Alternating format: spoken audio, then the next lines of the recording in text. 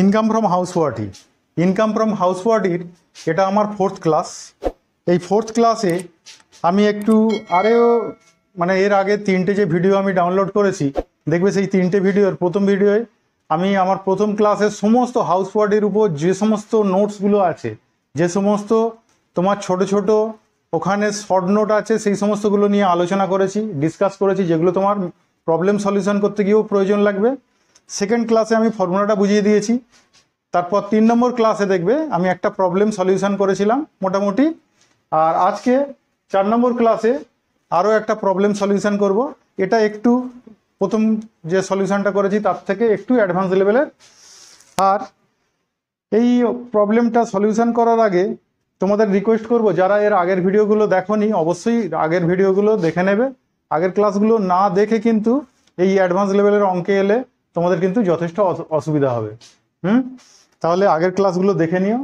আমি সমীর স্যার, আমার coaching in commerce ক্লাসে তোমাদের সবাইকে ওয়েলকাম জানিয়ে আমি শুরু করছি। আচ্ছা, অঙ্কটা আমি আগে পড়ে শোনাচ্ছি। অঙ্কটা তোমরা স্ক্রিনে দেখতে পাবে, ঠিক আছে? দেখো, শোনো।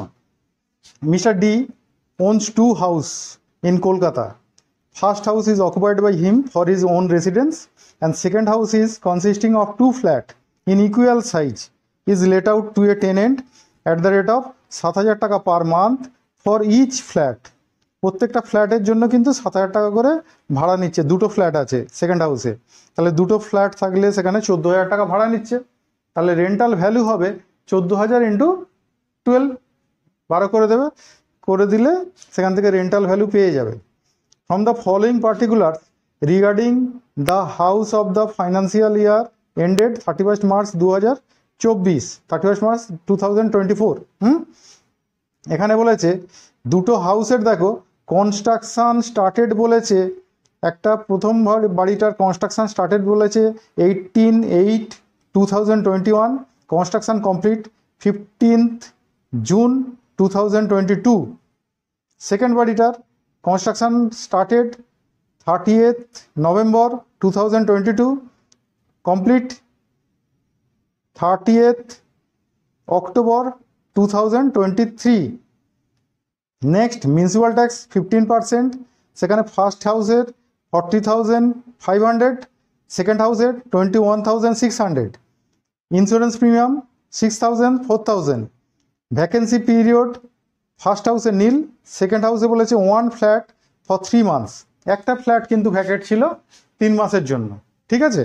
2টো ফ্ল্যাট ভ্যাকেট ছিল না কিন্তু। আর বলেছে mister D borrowed 6 lakhs for the construction of house number 1 at 10% interest per annum on 1/9/2021। তা 2021-এর 9 মানে হচ্ছে সেপ্টেম্বরের 1 তারিখে সে লোন নিয়েছিল 6 লক্ষ টাকা ফর কনস্ট্রাকশন অফ ফার্স্ট হাউসের কনস্ট্রাকশনের জন্য।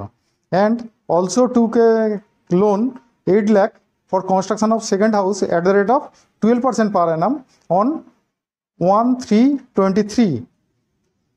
He paid interest regularly, but loan remains unpaid still 31st March 2024. Compute Mr. D's income from house worty for the assessment year 2024-25। তাহলে এটা আছে। এখানে কিন্তু একটা জিনিস যেটার জন্য অঙ্কটা বেশ ভালো তৈরি হয়েছে, সেটা হচ্ছে যে আমাদের দেখবে কনস্ট্রাকশন স্টার্ট করেছিলাম আমরা 18/8/2021, কনস্ট্রাকশান কমপ্লিট করেছি 15/6/2022-তে। তাহলে কনস্ট্রাকশান যেই দিনকে কমপ্লিট হলো আমরা দেখছি তারপরে আমাদের কিন্তু প্রিভিয়াস ইয়ার স্টার্ট হয়েছে। তাহলে আমাদের কনস্ট্রাকশান যখন চলছিল, তাহলে কনস্ট্রাকশান চলাকালীন আমরা তো জানি কনস্ট্রাকশান যখন চলে সেই চলাকালীন আমরা কোনো বাড়িকেই আমরা হাউস ওয়ার্টি হিসেবে দেখাতে পারি না, সেটা তখন হাউস না। তাহলে হাউস ওয়ার্টি হিসেবে আমাদের ইনকাম ট্যাক্সের ফাইলে যদি আমরা না দেখাই, তাহলে ওই পিরিয়ডের যে ইন্টারেস্টটা আমরা পেড করেছি, লোনের ইন্টারেস্ট, তাহলে সেই লোনের ইন্টারেস্টটা কিন্তু আমরা ছাড় পাইনি। তাহলে সেই লোনের ইন্টারেস্টটা কিন্তু আমরা ইনকাম ট্যাক্সের ফাইলে ছাড় দেখাতে পারিনি, আমাদের কোনো অপশান ছিল না, কারণ হাউসটা তো আমরা হাউস ওয়ার্টি হিসেবে দেখাতেই পারিনি। তাহলে আমরা কিভাবে সেটাকে ইন্টারেস্টটাকে ছাড় নেব? তাহলে ওই ছাড়টা নিতে পারিনি, ওটাকে বলা হয় interest on pre construction period. তাহলে ওই প্রি কনস্ট্রাকশন পিরিয়ডের আমাদের ইন্টারেস্টটা যেটা হবে ওইটা ক্যালকুলেশন করে আমরা দেখব কতটা হয়। ওই ইন্টারেস্টটা কিন্তু আমরা কারেন্ট ইয়ারের ইন্টারেস্ট আর ওই ইন্টারেস্টের 1/5 আমরা কিন্তু প্রত্যেক ইয়ারে 5 বছরে, আগামী 5 বছরে ওটাকে কভার নিয়ে নেব। ঠিক আছে, বোঝা গেল? প্রি কনস্ট্রাকশন পিরিয়ডের যে ইন্টারেস্টটা ক্যালকুলেশন করে হবে, মেবি সেটা 20,000 হতে পারে। তাহলে 20,000 যদি হয়, তাহলে আমরা যে ইয়ার থেকে ওটাকে হাউস ওয়ার্ডি দেখাচ্ছি, দেখো আমাদের সেকেন্ড হাউসটা বা ফার্স্ট হাউসটাই দেখো, ফার্স্ট হাউসটা কমপ্লিট হয়েছে কনস্ট্রাকশন 15/6/2022। তাহলে আমাদের 15/6 যদি সেটা কমপ্লিট হয়ে যায়, তখন থেকে সেটা হাউস ওয়ার্ডি।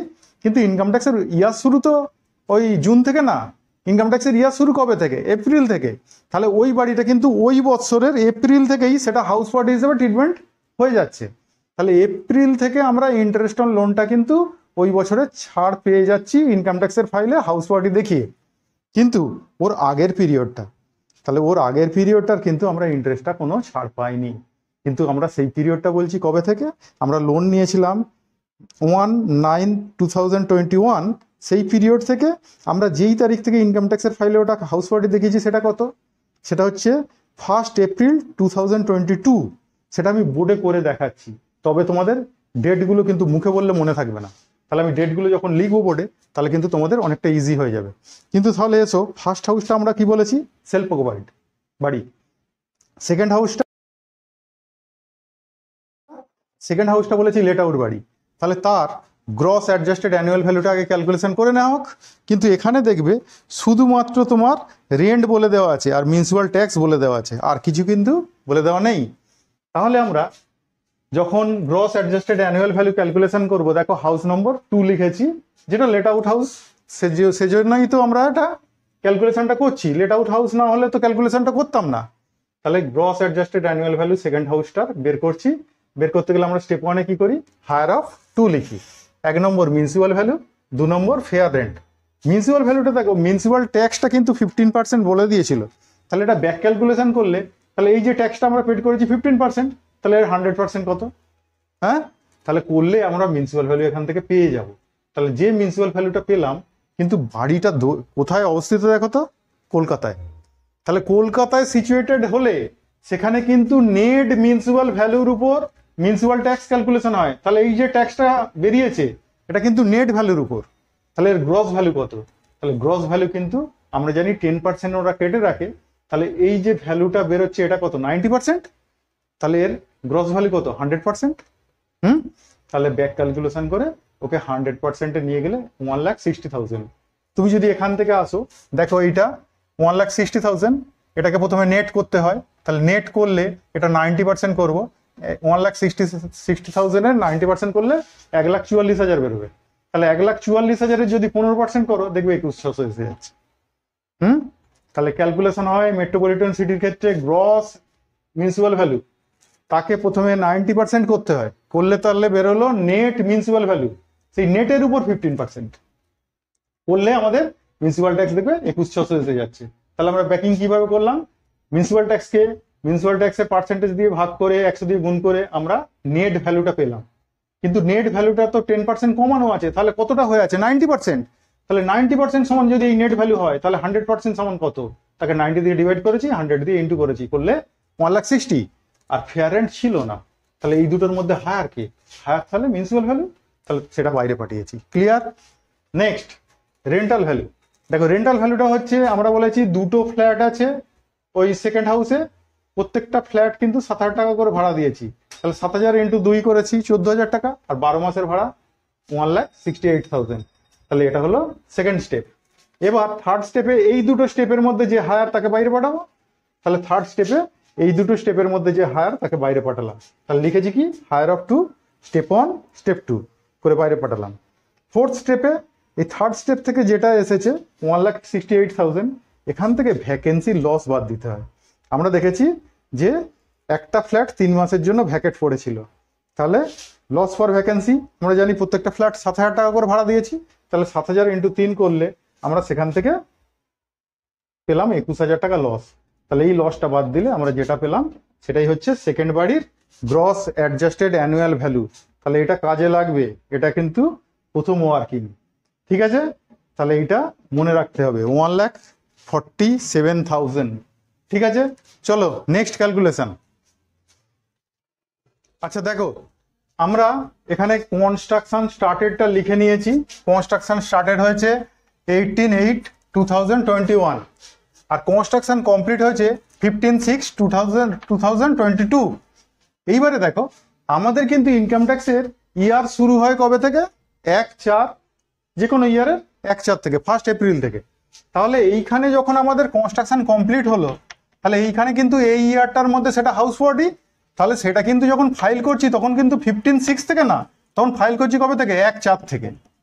ঠিক আছে, তাহলে আমরা এর আগের যে পিরিয়ডটা, সেই পিরিয়ডটা আমরা কি বলবো?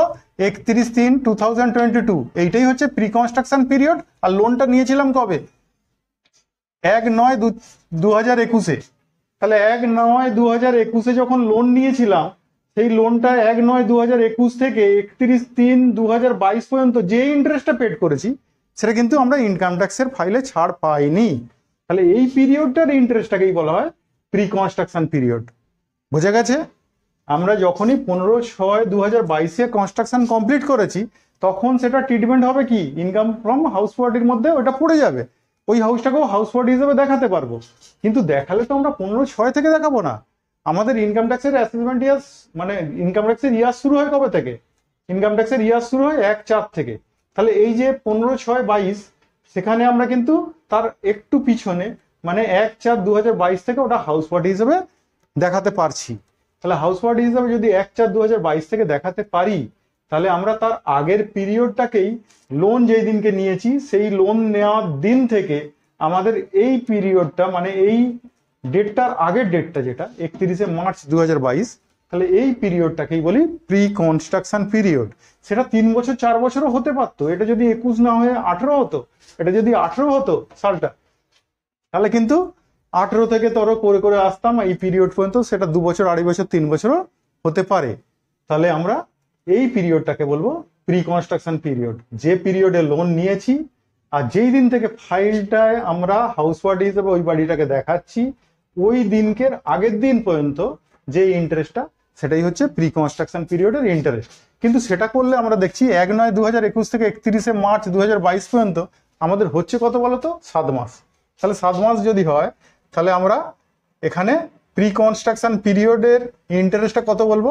আচ্ছা, ইন্টারেস্ট, এখানে একটু ইন্টারেস্টটা লিখে নিয়ে, interest for pre construction period.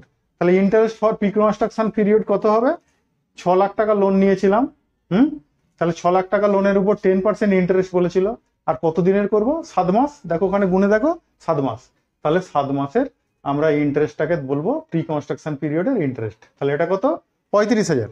তাহলে এই 35,000টা কিন্তু আমরা, ধরো এইখান থেকে আমরা ইয়ার স্টার্ট করলাম, এই যে ইয়ার, তাহলে এই ইয়ারটা মানে 1/4/2022-23, তাই তো? 1/4/2022 থেকে শুরু হয়েছে, 31/3/2023-এ শেষ হয়েছে। তারপরে 23-24, 24-25, এইভাবে আমরা 5টা ইয়ারে এইটাকে 1/5 করে আমরা এটা ছাড় নিয়ে নেব।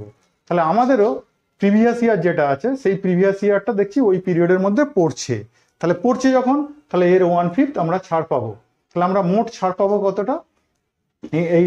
সেই জন্য আমরা এখানে আলোচনা করেছি, দেখো, interest under section 24B, interest under section 24B। তাহলে কত হবে?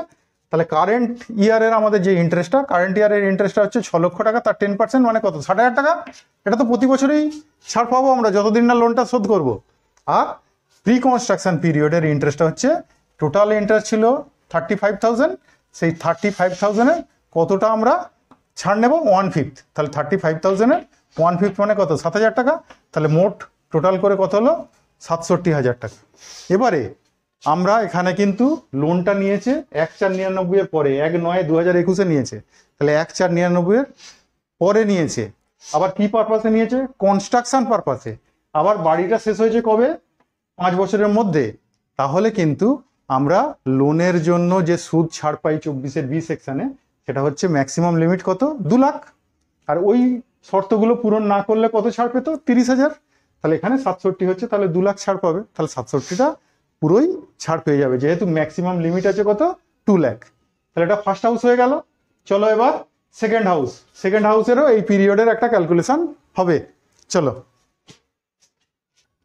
দেখো সেকেন্ড হাউসটা, দেখো সেকেন্ড হাউসটার কনস্ট্রাকশন স্টার্ট হয়েছিল 30/11/2022-এ, কমপ্লিট হয়েছে 30/10/2023-এ। আমরা বললাম যেই দিনকে কমপ্লিট হয়, যে ইয়ারের মধ্যে কমপ্লিট হয়, সেই ইয়ার থেকে ওটা হাউস প্রপার্টি দেখানো হয়। তাহলে সেই ইয়ারের স্টার্ট কিন্তু 30/10-এ নয়। আমরা জানি ইনকাম ট্যাক্সের ইয়ার শুরু হয় কবে, 1/4 থেকে। তাহলে 1/4/2023 থেকে সেটা ইনকাম ট্যাক্সের ফাইলে ইনক্লুড হয়ে গেছে হাউস প্রপার্টি হিসাবে। তাহলে ওই ইয়ারের ইন্টারেস্ট কিন্তু আমরা ছাড় পেয়ে গেছি। তাহলে ছাড় পাইনি এর আগের ইয়ারটা। তাহলে এর আগের পোর্শন কত? 31/3, এর আগের দিন কত? 1/4/2023-এর আগের দিন হচ্ছে 31/3/2023, আর লোনটা নিয়েছিলাম আমরা 1/3/2023-এ। তাহলে 1/3 থেকে 31/3 এই পিরিয়ডটাই হচ্ছে প্রি কনস্ট্রাকশন পিরিয়ড। ক্লিয়ার? তাহলে আমরা বাড়িটা কমপ্লিট করছি 30/10-এ, কিন্তু বাড়িটা হাউস প্রপার্টি হিসেবে ট্রিটমেন্ট হয়ে যাচ্ছে কিন্তু 1/4 থেকে। তাহলে তার আগের পিরিয়ডটা যেটা, সেই পিরিয়ডটাকেই বলবো প্রি কনস্ট্রাকশন পিরিয়ড। তার আগের পিরিয়ড মানে যেই তারিখে লোন নিয়েছি সেই তারিখ থেকে এই ডেটের আগের ডেটটা। তাহলে এই ডেটের আগের ডেটটা কত? 31শে মার্চ। তাহলে আমরা দেখলাম 1/3-এ লোন নিয়েছিলাম, তাহলে 31শে মার্চ পর্যন্ত মানে 1 মাসের ইন্টারেস্ট হচ্ছে আমাদের প্রি কনস্ট্রাকশন পিরিয়ডের ইন্টারেস্ট। তাহলে আমরা interest for pre construction period কত লিখবো? 8 লাখ টাকা লোন নিয়েছিলাম, 12% ইন্টারেস্ট, তার 1 মাসের করলে 8,000 টাকা। তাহলে ইন্টারেস্ট আন্ডার সেকশন 24-এর বিতে কত হবে? তাহলে 24-এর বিতে কারেন্ট ইয়ারের ইন্টারেস্ট হচ্ছে 8 লাখ টাকা, তার 12% করলে 96,000। এটা তো হবেই, এটা প্রত্যেক ইয়ারেই হবে। আর প্রি কনস্ট্রাকশন পিরিয়ডের ইন্টারেস্ট কত? 8,000 টাকার 1/5। তাহলে 8,000 টাকার 1/5 মানে কত? 1,600 টাকা। তাহলে টোটাল ইন্টারেস্ট কত? আমরা 24-এর বি সেকশনে ছাড় পাবো কত? 97,600 টাকা। ক্লিয়ার? এবারে দেখবে আমরা কিন্তু এই প্রি কনস্ট্রাকশনের যে ইন্টারেস্টটা ক বছর ধরে ছাড় পাবো? 5 বছর ধরে। তা আমাদের কোন ইয়ার থেকে এটা হাউস প্রপার্টি দেখানো হচ্ছে? দেখো 23-24 থেকে। এই তো এখান থেকে স্টার্ট হয়েছে, তো তার মানে এই ইয়ারটা কি 23-24 ইয়ার। তাহলে 23-24 ইয়ারে আমরা 1 বছরে 1/5 আমরা প্রি কনস্ট্রাকশনের ইন্টারেস্ট ছাড় পেলাম।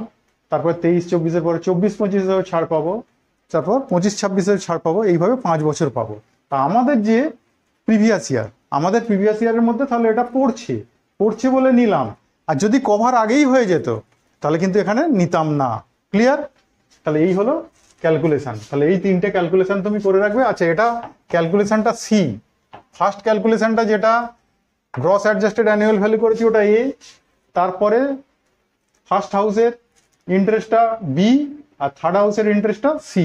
3টে ক্যালকুলেশন আগে করে নিলাম, নিয়ে এবার চলো প্রবলেমটা সলিউশন করা হোক। ঠিক আছে? আচ্ছা দেখো, এবার প্রবলেমটা যদি সলিউশন করি, প্রথমে লিখেছি হাউস নম্বর 1। হাউস নম্বর 1 কিন্তু সেলফ অকুপাইড বলে দিয়েছিল। তাহলে হাউস নম্বর 1 সেলফ অকুপাইড লিখলাম। সেলফ অকুপাইড হাউসের গ্রস অ্যানুয়াল ভ্যালু কত হয়? আন্ডার সেকশন 23-2-এর এ অনুযায়ী গ্রস অ্যানুয়াল ভ্যালু হয় নীল। তাহলে নীল লিখলাম।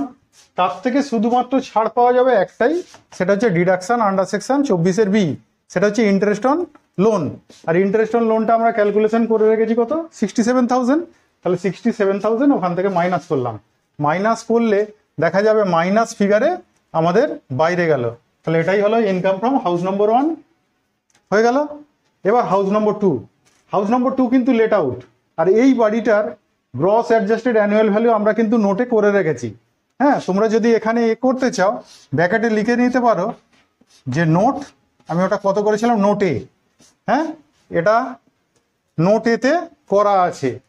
তাহলে গ্রস অ্যাডজাস্টেড অ্যানুয়াল ভ্যালু আমরা নোটে করে রেখেছি কত? 1,47,000। তার থেকে লেস করব, less municipal tax paid by owner. Municipal tax paid করেছিল সেটা কিন্তু বলেই দেওয়া ছিল 21,600। ওটা মাইনাস করলাম, যেটা পেলাম সেটা হলো অ্যানুয়াল ভ্যালু। আর এই অ্যানুয়াল ভ্যালু থেকে আমরা ছাড় পাই দুটো, একটা হচ্ছে স্ট্যান্ডার্ড ডিডাকশন আন্ডার সেকশন 24-এর এ। 24-এর এতে হচ্ছে 30% অফ অ্যানুয়াল ভ্যালু। ওই অ্যানুয়াল ভ্যালু যা আছে ওর 30% অফ এ ভি করে দিলাম। তোমরা কিন্তু লিখবে annual value 30% of annual value ছাড় নিলাম। আর এর থেকে ছাড় পাবো ডিডাকশন আন্ডার সেকশন 24-এর বি, সেটাই হচ্ছে interest on loan. Interest on লোনটাও কিন্তু ক্যালকুলেশন করা আছে 97,600। তাহলে সেটা ছাড় নিলাম। এই দুটো ছাড় নিলে কিন্তু মাইনাস ফিগারে বাইরে আসছে 9,820 টাকা। তাহলে এটা হলো ইনকাম ফ্রম সেকেন্ড হাউস। ঠিক আছে, দুটোই মাইনাস ফিগারে এসেছে কারণ ইন্টারেস্ট অন লোনটা অনেকটা বেশি। ঠিক আছে না? এবার দুটো মাইনাসকে আমরা যদি একসঙ্গে অ্যাড করে দিই তাহলে আমাদের আসছে 76,820, এটাও মাইনাস ফিগারে। তাহলে এটাই হলো ইনকাম ফ্রম হাউস প্রপার্টি। তাহলে এই অঙ্কটার মধ্যে আমাদের যে বিশেষ জিনিসগুলো ছিল, একটা হচ্ছে প্রি কনস্ট্রাকশন পিরিয়ডের ইন্টারেস্টটা, সেটা কিভাবে তুমি ছাড় নেবে সেই ক্যালকুলেশনটা ছিল, আর মিউনিসিপ্যাল ট্যাক্স শুধুমাত্র বলে দেওয়া ছিল, আর রেন্টাল ভ্যালুটা বলে দেওয়া আছে। মিউনিসিপ্যাল ট্যাক্স থেকে কিন্তু ব্যাক ক্যালকুলেশন করে তোমাকে মিউনিসিপ্যাল ভ্যালুতে আসতে হলো, ওখানে কিন্তু সমস্ত কিছু ডাটা দেওয়া ছিল না। সেই জন্যই অঙ্কটা একটু বিশেষ ধরনের, সেই জন্য করে দিলাম। তোমরা এই অঙ্কটা ভালো করে দেখবে। এর পরের ক্লাসে কিন্তু আমি হাউস প্রপার্টির আরও একটু অ্যাডভান্স লেভেলের অঙ্ক করাবো, যেখানে কিন্তু আমি দেখাবো part of the month, part of the portion. প্রথম অঙ্কটা পার্ট অফ দ্য পোর্শন মনে হচ্ছে দেখিয়েছিলাম, তাহলে পার্ট অফ দ্য মান্থ এটা দেখানো হয়নি। যে একটা বাড়ির দেখবে 8 মাস হয়তো লেট আউট করেছি, 4 মাস সেলফ অকুপাইড করেছি, তাহলে সেই বাড়িগুলো কিভাবে করব, সেই জিনিসটা দেখাবো। আর তার সঙ্গে যদি প্রি কনস্ট্রাকশন পিরিয়ডের ইন্টারেস্ট পাই ওরকম কোনো প্রবলেমে, একসঙ্গে আবার একবার প্রি কনস্ট্রাকশন পিরিয়ডের ইন্টারেস্টটা তোমাদের দেখিয়ে দেবো, যাতে ক্লিয়ার হয় কনসেপ্টটা। ঠিক আছে, আজকের মতো ক্লাস এইটুকুই। যদি ভালো লাগে অবশ্যই লাইক কমেন্ট করো। হ্যাঁ, আর আমার ভিডিওটা যদি ভালো লাগে, মনে হয় যে স্যার আমাদের একটা ক্লিয়ার কনসেপ্ট দিতে পারছে, অবশ্যই চ্যানেলটাকে সাবস্ক্রাইব করো। ঠিক আছে, আজকের মতো টাটা।